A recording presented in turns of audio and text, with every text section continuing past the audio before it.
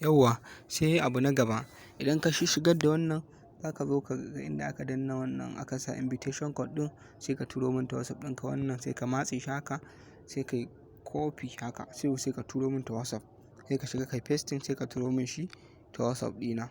Wannan kenan.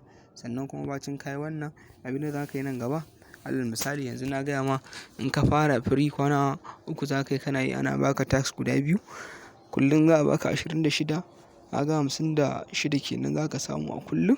To haka amma ba zai kai 200 a kwana 3 ba, bai wuce 168 ba. To haka ba za ka iya cire shi a cikin kwana 2 ba. To abin da za ka yi, za ka zo ka yi upgrade.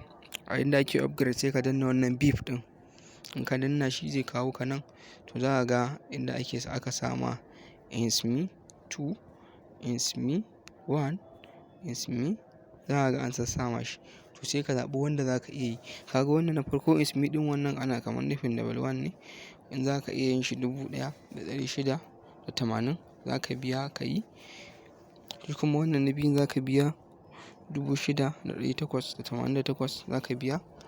Sai in ka zaɓi wanda kake so kai kake da hali za ka yi, sai ka danna kanshi. Kana danna kanshi wanda kake so ka yi, sai ka danna wannan sign of free abun nan ɗin nan. Kana danna shi ko kuma wanda kake da iko, haka akwai har na miliyan 1 ka gani suna da yawa. Duk wanda kaga za ka iya yi. To sai ka zo ka danna join ɗin nan, join now. Kana danna shi, ka gane? Kana danna shi alal misali ni ina so in 68 da biyun nan ne, sai in danna join. Ina danna join zai kawo ni nan. Zai ce ta ina zan biya kuɗin, sai in danna online payment.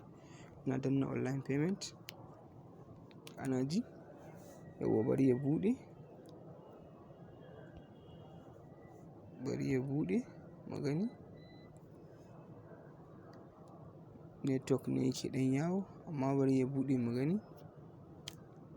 Bari ya buɗe, bari in ƙara dannawa mu gwada mu ƙara gani. Ƙila mu samu mai yi, network ne yake ɗan yawo. Ina tunanin insha Allahu ga nan yanzu zai yi. Sai in nuna maka yanda za ka shiga, ko ka biya da katinka ka biya, ko ka musu transfer, ko kuma yauwa alhamdulillah ya buɗe.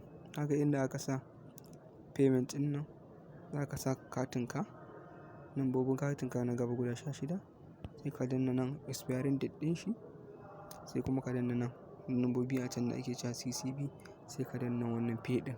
Ka danna wannan pay ɗin zai kai ka inda za a ce za a tura ma wani OTP a cikin lambar wayarka da kake amfani da shi a bankinka a katinka. Yana shiga, za ka tura masa lambar, kana tura masa lambar za su cire iya kuɗin. To ka gama verification, ka gama activation kenan, ka yi upgrading ɗin level.